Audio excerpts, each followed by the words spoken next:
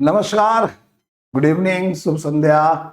एक बार फिर से आप सबका बहुत बहुत स्वागत है आपके अपने ऑनलाइन प्लेटफॉर्म टीचर्स एकेडमी पर। डियर स्टूडेंट, आप सभी को पता है कि टीचर्स एकेडमी के इस ऑनलाइन प्लेटफॉर्म पे मैं आप सभी लोगों के लिए पॉलिटिकल साइंस यानी सिविक्स की कक्षाएं जो है लेकर के आता हूँ। TGT, PGT, LT, GIC, BPSC, Uttarakhand, MP सभी की। आज हम यहाँ बात करने के लिए आए हैं बीपीएससी टीआरई 4.0 को लेकर। आप सभी ने देखा होगा कि बीपीएससी टीआरई 4.0 को लेकर के जो बीपीएससी का कैलेंडर जारी हुआ उसमें कह दिया गया कि भैया टीआरई 4.0 का एग्जाम जो है तो 22 सितंबर से 27 सितंबर तक चलेगा और नवंबर में संभावित है कि उसका रिजल्ट भी आ जाए, और बोला कि फॉर्म जो है होली के बाद शुरू हो जाएगा। तो अच्छी खासी सीटें भी सुनने में आ रही हैं कि सोशल साइंस 9th-10th में बहुत अच्छी खासी सीटें हैं, 11th-12th में अलग अलग सीटें हैं। तो 9th-10th में एलिजिबिलिटी क्या है मैंने आपको बताई थी कि आप ग्रेजुएशन में हिस्ट्री, सिविक्स, ज्योग्राफी, इकोनॉमिक्स या हिस्ट्री पॉलिटी कहते हैं, इन चारों में से कोई दो सब्जेक्ट आपका हो, साथ में हिस्ट्री और ज्योग्राफी में से कोई एक कंपलसरी हो, ये था। और एस्टेट वहाँ का फर्स्ट पेपर पास हो, आप बीएड किए हो तो आप एलिजिबल हैं, कोई दिक्कत वाली बात नहीं है। फिर मैंने कहा था कि आपको सिलेबस से मैंने बताया कि आप 9th-10th का सिलेबस है, आप उसे देख लीजिए। मैंने उसे बताया भी था कि आपके सिलेबस में क्या हो सकता है, इसकी पहले की क्लास में डिस्कस किया था। तो आज उसी सिलेबस का एक छोटा सा टॉपिक मैं आप सभी लोगों के लिए लेकर के यहाँ पे आया हूँ। चलिए क्लास शुरू करते हैं। शुरू करने से पहले बता दूं, अगर आप भी बीपीएससी का एग्जाम देने जा रहे हैं तो आप सभी लोगों के लिए सोशल साइंस बीपीएससी टीआरई 4.0 का नया बैच जो है वो स्टार्ट है, जहां पे आपको live classes, PDF notes, doubt session, model paper, 10 model paper जो है आपके कराए जाएंगे। ठीक है, इसके लिए आपको करना है 9628959237 9328959237 पे कॉल या फिर उस पर व्हाट्सअप। तो चलिए क्लास शुरू करते हैं आज की। और आज हम बात करने वाले हैं बीपीएससी में, आप देख सकते हैं सोशल साइंस में टीजीटी की बात हम कर रहे हैं 9th-10th की। तो आज हम उसमें बात करने वाले हैं, टॉपिक को लेकर के आए हैं। और टॉप देखिए, बीपीएससी टीआरई 4.0, ठीक है। तो इसमें आज हम लोग सामाजिक विज्ञान में, सोशल साइंस में जिस टॉपिक पे बात करने वाले हैं वो टॉपिक हमारा एक है, जो आज का टॉपिक है वो है संघवाद। ठीक है, संघवाद यानी फेडरलिज्म। क्या होता है संघवाद, इसकी एक्चुअल में क्या विशेषताएं होती हैं संघवाद की, हम इससे आज बात करेंगे। ठीक है, एक रिक्वेस्ट है कि क्लास को और शेयर कर दें, जो भी विद्यार्थी आपके संपर्क में तैयारी करते हैं। ठीक है, तो चलिए शुरू करते हैं। तो हम यहाँ पे बात कर रहे हैं फेडरलिज्म यानी संघवाद को लेकर के। संघवाद एक्चुअल में है क्या, चलिए देखते हैं। देखिए, फेडरलिज्म की बात अगर हम बात करें, अगर हम संघवाद की बात हम करें सिंपल शब्दों में कि संघवाद है क्या, तो संघवाद क्या होता है ना, यह एक ऐसा सिस्टम है, एक ऐसी प्रणाली है, ऐसी प्रणाली है सिंपल शब्दों में कहें, जहां पे पावर, ठीक है, यानी शक्ति, जो पावर, जो शक्तियां हैं, दो या दो से अधिक स्तर पर विभाजित होती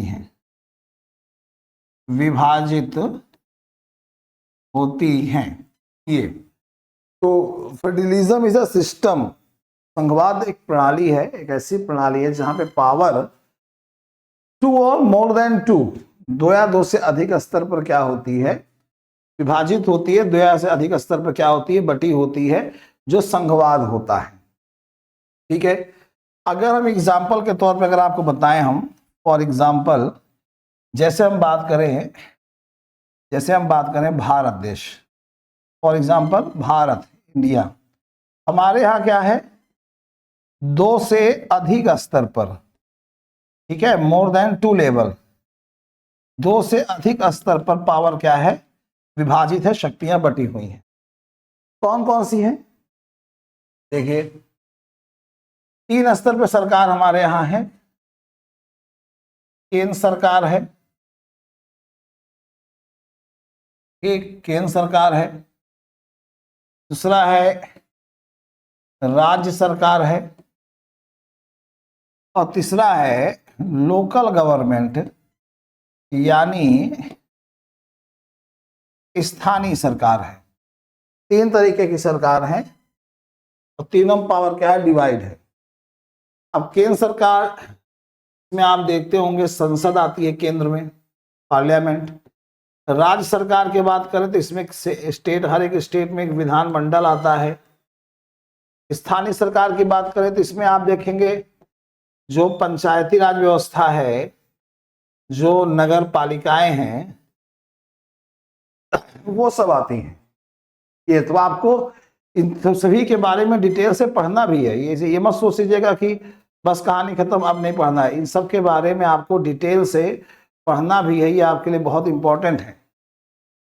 तो मान देखिए पावर 3 जगहों पर बटी हुई है, 2 से अधिक स्तर पर, central level, state level, local level बटी हुई है। ठीक है, पहली बात तो इतना क्लियर हो कि संघवाद होता क्या है। तो संघवाद यानी फेडरलिज्म एक प्रणाली है। संघवाद एक ऐसी प्रणाली है जहां पे जो पावर होती है, जो शक्तियां होती हैं, 2 या 2 से अधिक स्तर पर क्या होती हैं, विभाजित होती हैं, बटी होती हैं। उसे हम बोलते हैं संघवाद यानी फेडरलिज्म। जैसे कि भारत में 2 से अधिक स्तर पर डिवाइड है। दूसरे पॉइंट ये पूछता है आपसे, क्या चो ठीक है संघवाद है, लेकिन इस संघवाद की जो कैरेक्टरिस्टिक्स हैं, जो विशेषताएं हैं, वो क्या हैं?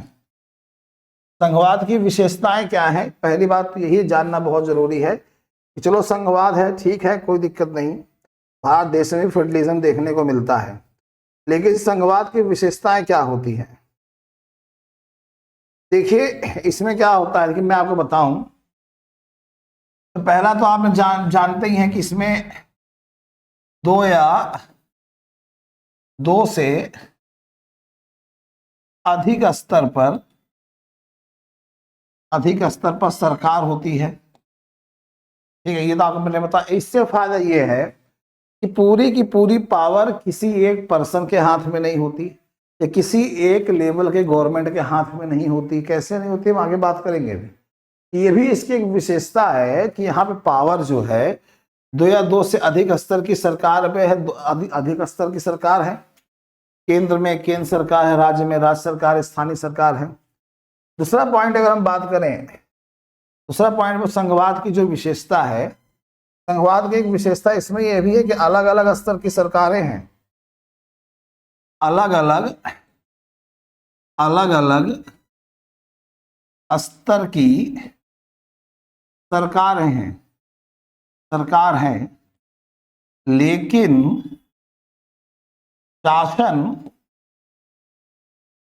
शासन एक ही प्रकार के नागरिक समूह पर होता है। शासन एक ही प्रकार के नागरिक समूह पर होता है। जी हाँ भाई, मैं भारत देश का नागरिक हूं, आप भारत देश के नागरिक हैं। केंद्र में जब लोकसभा का चुनाव होता है तब भी आप वोट देते हैं, राज्य में जब विधानसभा का चुनाव होता है तब भी आप वोट देते हैं, हम वोट देते हैं, सब वोट देते हैं। तो नागरिक समूह तो वही है, लोग तो वही हैं, सरकारें अलग अलग लेवल पे है ना।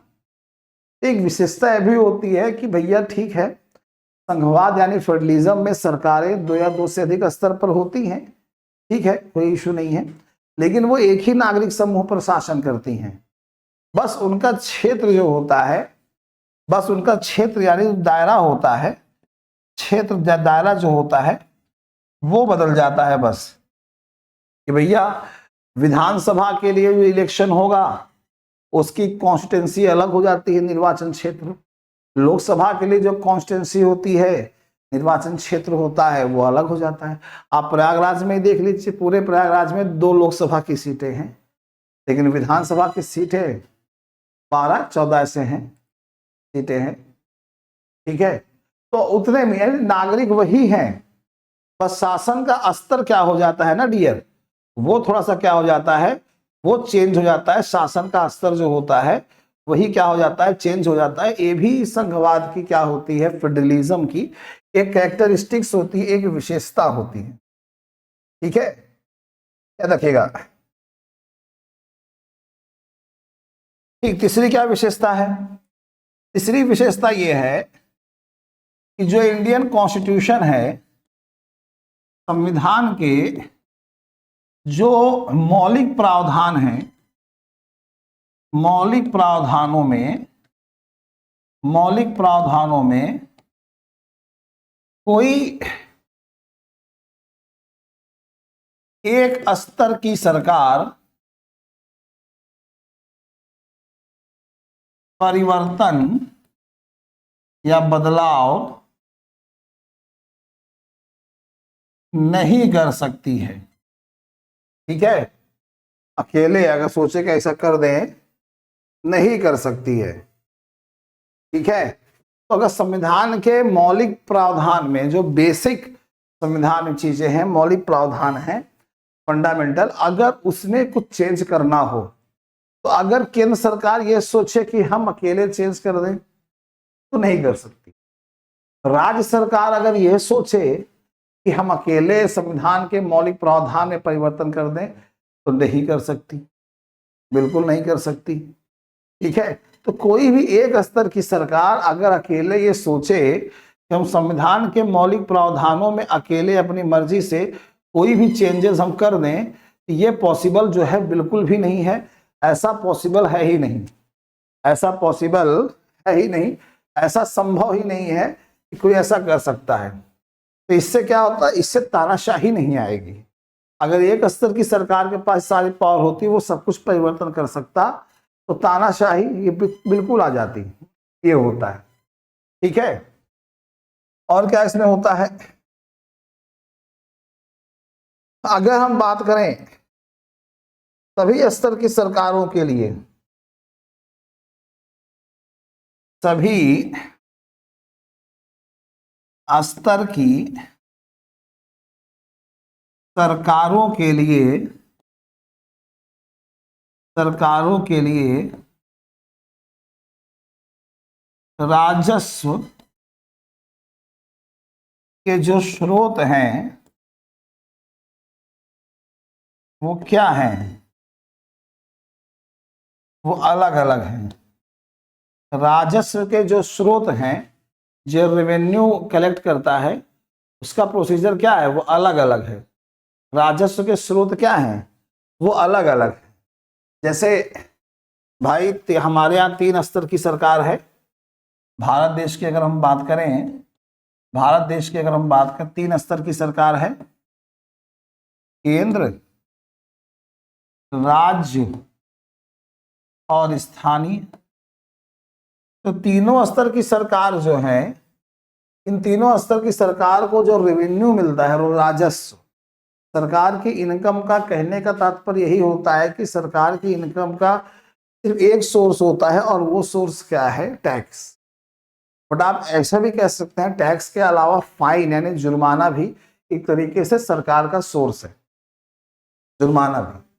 तो जो सरकार को रेवेन्यू मिलता है, सरकार को इनकम होती है, राजस्व जो मिलता है, उसका वो सारी चीजें क्या है, अलग अलग है।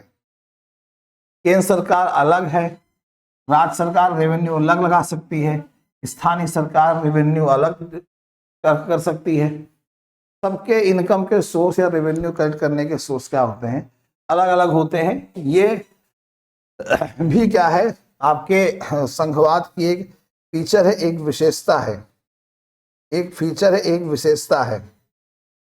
ठीक है, संघवाद के बारे में अगर हम बताएं आपको, संघवाद में एक खासियत ये भी है, एक विशेषता ये भी है फेडरलिज्म में, यदि यदि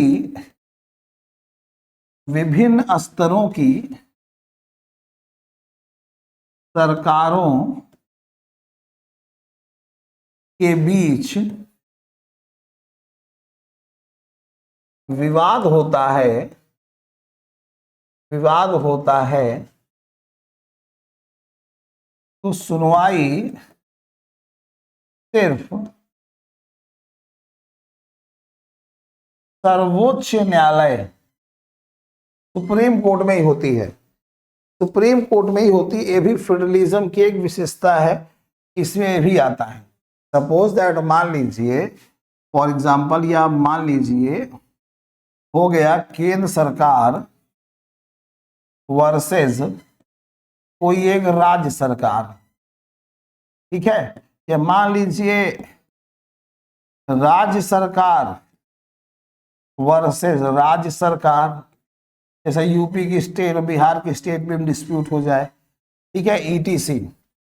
यानी कहने का मतलब ये है डिफरेंट लेवल पे अलग अलग सरकार है, ठीक है, लेकिन अगर इन सरकारों के बीच में आपस में कोई डिस्प्यूट्स यानी मतभेद हो जाते हैं तो सुनवाई सिर्फ और सिर्फ कहाँ होगी, ये सुप्रीम कोर्ट में होगी। याद रखिएगा, सुनवाई सिर्फ और सिर्फ कहाँ होगी, ये सुप्रीम कोर्ट में होगी। ये भी क्या है, एक तरीके का कैरेक्टरिस्टिक होता है, एक तरह की भी क्या होती है, विशेषता होती है। इसकी विशेषता होती है संघवाद की, ये भी एक तरीके की विशेषता होती है, ठीक ठीक है। और सभी को जो है विभिन्न स्तर की सरकारें जो हैं, सभी को पावर दी गई है, सभी को संवैधानिक तरीकों पे पावर दी गई है, जो अपने अपने अधिकारों का प्रयोग कर सकते हैं। जैसे हर देश में 3 प्रकार की सूचियों का जिक्र किया जाता है, संघ सूची, ठीक, राज्य सूची,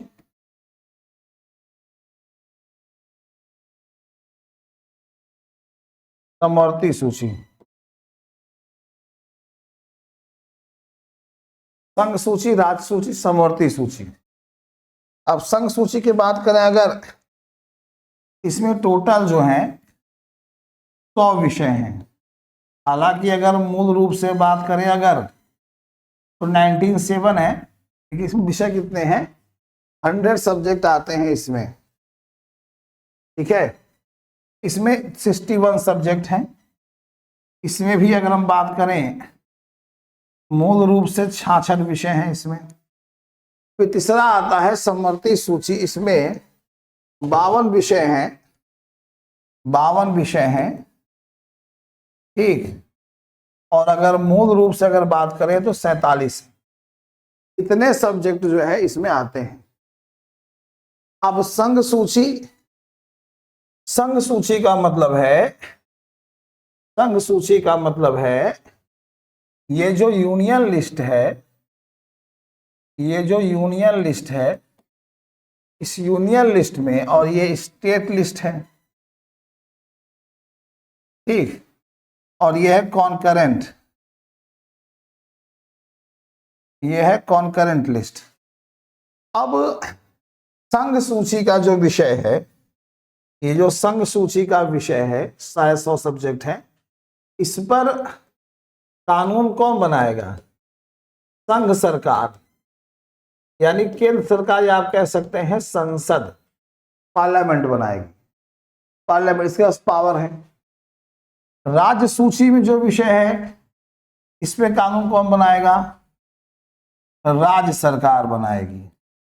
राज्य सरकार यानी राज्य का विधानमंडल। और समवर्ती सूची में जो विषय हैं इस पे कानून जो है संघ सरकार प्लस राज्य सरकार दोनों मिलकर बनाएंगे, लेकिन सबसे ज्यादा पावरफुल अगर इसमें से कोई है तो वो है संघ सरकार। क्यों? क्योंकि अगर ये बताया गया है कि समवर्ती सूची के विषय पे दोनों स्तर की सरकारें मिलकर के कानून बनाती हैं, लेकिन अगर दोनों में मतभेद हो जाए तो बात जो है हमेशा संघ सरकार की मानी जाएगी, केंद्र सरकार की मानी जाएगी, राज्य सरकार की जो है नहीं मानी जाएगी, ठीक। राज्य सरकार की बात जो है नहीं मानी जाएगी, इस चीज को याद रखिएगा। यहाँ पे ये पावर जो है इस तरीके से क्या है, डिवाइड है। ये और संघवाद यानी फेडरलिज्म का मतलब आपने समझा ही कि जहां पे पावर जो होता है 2 और मोर देन 2 लेवल है, 2 या 2 से अधिक स्तर पर क्या होती है, विभाजित होती हैं। इसके अलावा 3 सूचियों के अलावा इन तीनों सूची में सारे विषय आते हैं। जैसे रक्षा संघ सरकार में आएगा, पुलिस राज्य सरकार में आएगी, उससे जुड़े हुए कानून वही बनाएंगे, उनको अधिकार है। ठीक है, लेकिन एक चीज आपको यहाँ पे और याद रखना है, और वो क्या याद रखना है डियर, इन तीनों में सारे विषय होते हैं, लेकिन इसके अलावा एक कुछ विषय ऐसे भी होते हैं जिनको हम अवशिष्ट विषय कहते हैं। अवशिष्ट विषय ये क्या होते हैं भाई? इंडियन कॉन्स्टिट्यूशन जब बना तो सारे विषयों को उन तीनों सूचियों में रख दिया गया, लेकिन 26 जनवरी 1950 में संविधान बना था। आज 2026 चल रहा है, तो समय के साथ साथ बहुत सी चीजें बदली। साइबर क्राइम नहीं था, कंप्यूटर से जुड़ी चीजें नहीं थी, तो कुछ ऐसे विषय जो उस समय नहीं थे अब हैं, तो उनको इस अलग से अवशिष्ट विषय, उनको बोलते हैं बचे हुए विषय, अवशिष्ट विषय। अवशिष्ट का मतलब तो बचा हुआ, उनको अवशिष्ट सूची में रख दिया गया। और अवशिष्ट विषयों पर कानून बनाने का अधिकार जो दिया गया वो संघ सरकार को दिया गया। संघ सरकार यानी केंद्र सरकार जो है वो अवशिष्ट विषयों पर क्या कर सकती है, कानून जो है बना सकती है, ये इसमें प्रावधान कर दिया गया। तो आज उस पर यही हमारे देश में चीजें क्या बता रही हैं कि हमारे यहाँ फेडरलिज्म है, हमारे यहाँ फेडरलिज्म है। ठीक है, लेकिन एक चीज ये भी याद रखिएगा कि हाँ बिल्कुल भारत देश में संघवाद है, यहाँ पे पावर 2 या 2 से अधिक स्तर पर विभाजित है, और सभी लोग को अपने अपने विषय से जुड़े हुए कानून बनाने का अधिकार है। लेकिन कुछ स्पेशल पावर भी है, जैसे कि राज्य सूची के विषयों पर संघ सरकार कानून बना सकता है, वो संविधान में बताएंगे आपको। ठीक है, ये हो गया। तो फेडरलिज्म का एक पोर्शन आप ये देख रहे हैं यहाँ पे, ये क्या बता रहा है कि हमारे देश में संघवाद यानी फेडरल सिस्टम जो है देखने को मिलता है। यानी हमारे यहाँ क्या है, संघ सरकार में फेडरल सिस्टम आपको देखने को मिलता है। तो आपसे पूछ सकता है एग्जाम में, क्या भारत एक फेडरल कंट्री है? तो आप कहोगे यस ऑफ कोर्स, बिल्कुल है, भारत देश में फेडरलिज्म है। सर SST LT में 69 पर SC हो सकता है कि नहीं? 69 है, SC है, मुझे तो मुश्किल लगता है मनोज जी भाई, लेकिन कुछ कह नहीं सकते। जिस हिसाब से रिजल्ट आ रहे हैं, अभी मैथ साइंस का रिजल्ट आया, आपने देखा होगा, मात्र 300 कुछ लड़के केवल पास हैं, सिर्फ 300 कुछ ही लड़के केवल पास ही हैं। तो भैया हम कुछ कह नहीं सकते हैं, लेकिन जहां तक हमारा उम्मीद है कि मुश्किल लग रहा है, नामुमकिन तो मैं नहीं कहूँगा, लेकिन मुश्किल मुझे लग रहा है। ठीक है डियर, ऐसा मन रखने के लिए मैं ऐसा कुछ नहीं बोलूँगा, नहीं हो जाएगा, मन उदास करने के लिए भी नहीं बोलूँगा, लेकिन जो अभी तक का रिजल्ट मैं देखा हूँ, मेरी खुद नींद उड़ गई है कि भैया इसे कैसे हो रहा है। वैसे मेरे हिसाब से थोड़ा सा संभावना जो है वो कम बनती है डियर। ठीक है, ठीक, चलिए आगे चलते हैं। अब जैसे इस सूचियों से अगर आपके एग्जाम में क्वेश्चन बनते हैं तो कैसे बनते हैं? जैसे अगर हम बात करें संघ सूची की, ठीक है, यूनियन लिस्ट की, अब यूनियन लिस्ट में जो सब्जेक्ट है उस पर कानून यूनियन गवर्नमेंट बनाएगा। आप जैसे देख सकते हैं, अगर कोई विदेशी मामला हुआ, रक्षा से जुड़ा हुआ, प्रतिरक्षा से जुड़ा हुआ अगर कोई मामला हुआ, ठीक है, बैंकिंग से जुड़ा मामला हुआ, संचार से जुड़ा मामला हुआ, मुद्रा से जुड़ा, ये सारे विषय संघ सूची में आते हैं। तब ये सब के सारे विषय संघ सूची में आते हैं। ठीक है, और पूरे देश में इन सभी मामलों में एक तरह की नीतियों की जरूरत है कि भैया इनसे जुड़ा हुआ जो है पॉलिसी हो, पूरे देश में एक हो, इसीलिए उनको उठा के संघ सूची में रख दिया गया। अब आपके एग्जाम में पूछ सकता है कि TGT 9th 10th में कि संघ सूची में ये विषय है या ये विषय नहीं है, ऐसे तो याद रखिएगा। अब संघ सूची में सारे विषय इसलिए रखे आते हैं कि ऐसे सब्जेक्ट है ये जिनके लिए पूरे देश में पॉलिसी एक होनी चाहिए, अलग अलग होने का कोई मतलब नहीं है, पूरे देश में पॉलिसी एक होनी चाहिए, इसीलिए जो है इसको इसमें रखा जाता है, उसमें केंद्र सरकार ही कानून बनाती है। अब जैसे अगर हम राज्य सूची की अगर हम बात करें तो इसमें आपके राज्य सूची में जैसे पुलिस आता है, ठीक है, व्यापार आता है, कृषि आता है, ठीक है, सिंचाई आता है, ये तमाम विषय आते हैं ये सब। अब इन सब पे कानून कौन बनाएगा? इन सब पे कानून जो होती है राज्य सरकार बनाती है, यानी विधानमंडल बनाता। अब ये पूछ लेगा कि कौन सा सब्जेक्ट राज्य सूची में नहीं है, तो आपके सारे सब्जेक्टों के नाम भी पता होने चाहिए लगभग। सारे तो नहीं पता कर पाएंगे तो कम से कम मेन पॉइंट तो आपको याद ही रहे कि हाँ इसमें ये लिस्ट में ये सब्जेक्ट होता है, इसमें ये सब्जेक्ट होता है, ताकि आपके लिए एग्जाम के समय में समस्या न उत्पन्न हो जाए। अच्छा, राज्य का विधानमंडल राज्य सूची के विषय पे कानून बनाते। एक चीज यहाँ पे जान लीजिए कि जो राज्य में विधानमंडल होता है, स्टेट लेजिस्लेचर जो होता है, इसके दो सदन होते हैं, लेजिस्लेटिव असेंबली यानी विधानसभा, लेजिस्लेटिव काउंसिल यानी विधान परिषद, और तीसरा होता है गवर्नर, गवर्नर यानी राज्यपाल।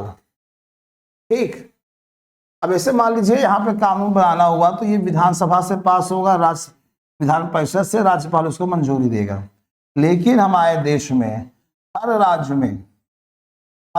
में 28 राज्य हैं, इन सभी राज्यों में विधानमंडल तो है, विधानमंडल में विधानसभा भी है, असेंबली भी है, बट लेजिस्लेटिव काउंसिल यानी विधान परिषद जो है हर राज्य में नहीं है।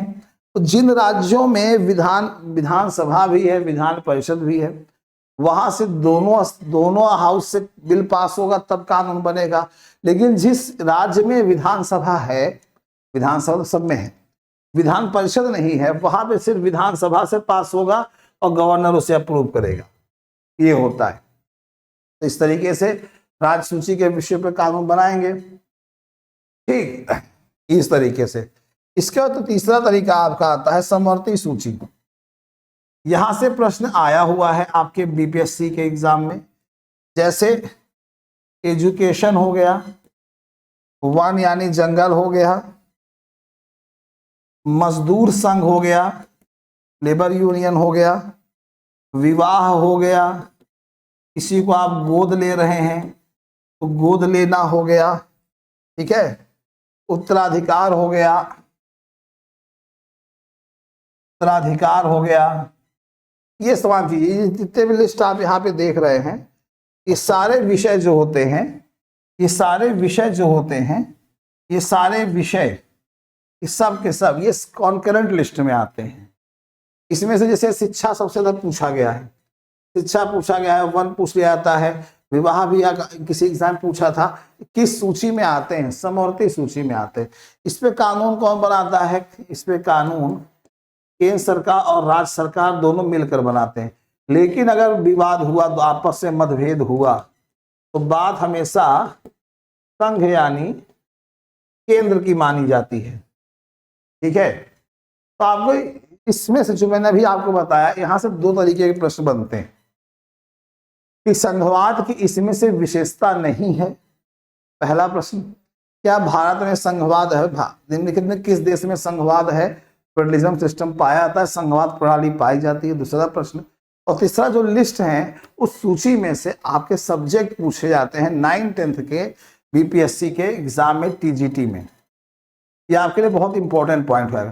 कहने के लिए आसान है, लेकिन अपने आप में ये क्या है, थोड़ा सा टफ है। कहने के लिए बहुत आसान आपको लगेगा, अरे ठीक है कुछ नहीं है, लेकिन अपने आप में क्या होता है, ये टफ होता है ये।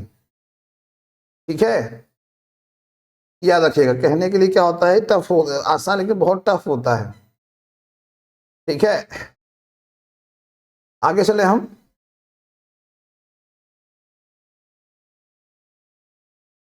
अब आपके बुक सिलेबस के अकॉर्डिंग अगर हम बात करें, इसमें आपकी बहुत सी चीजें हैं, जैसे इसी में आप करेंगे कि पावर डिवाइड है स्टेट लेवल और सेंट्रल लेवल। अब इसी में जो और टॉपिक आते हैं फेडरलिज्म में, जैसे इसमें आप पढ़ेंगे भाषाई राज्य। क्या पढ़ते हैं?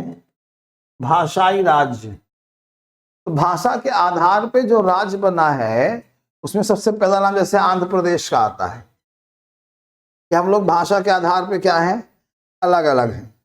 वे बिल्कुल सबकी भाषाएं, बोली भाषा, हमारे भारत देश को विविधताओं का देश कहा ही जाता है। ठीक है, भारत देश को विविधताओं का देश कहा ही जाता है, इसमें कोई दो राय तो है नहीं, ये सभी जानते हैं। तो इसमें आपको जो संघवाद में जो और चीजें पढ़नी है, जैसे आप पढ़ेंगे इसमें भाषाई राज्य। ठीक है, ये बहुत इंपॉर्टेंट है, यहाँ से प्रश्न जो है आपके एग्जाम में बने हैं। भाषाई राज्य है। दूसरा है भाषा नीति। तीसरा है केंद्र राज्य संबंध, सेंट्रल स्टेट रिलेशन। ठीक, ये आपको पढ़ना है। इसके अलावा इसमें भारत देश में जो विकेंद्रीकरण है ये आपको पढ़ना है, वेरी इंपॉर्टेंट है। विकेंद्रीकरण से प्रश्न अक्सर पूछे आते हैं। अब विकेंद्रीकरण का मतलब क्या होता है? अब विकेंद्रीकरण का मतलब होता है जहां पे पावर जो होती है बटी होती है, यानी किसी एक के हाथों में सेंट्रलाइज यानी केंद्रीकृत नहीं होती है, बल्कि पावर डिवाइड होती है। किसी एक पर्सन के हाथों में सेंट्रलाइज नहीं होती है। सर मैंने यूपी टीजीटी 2021 का रिजल्ट देखा, उसमें 8402 नंबर पर 67 नंबर वाला स्टूडेंट है, जबकि उसमें निगेटिव मार्किंग नहीं थी। माना कि एलटी में 150 टीचर 25 क्वेश्चन लिखे, 150 पूरे नहीं किए होंगे ज़्यादा। हाँ, तो इसमें गलत क्या बता रहे हैं?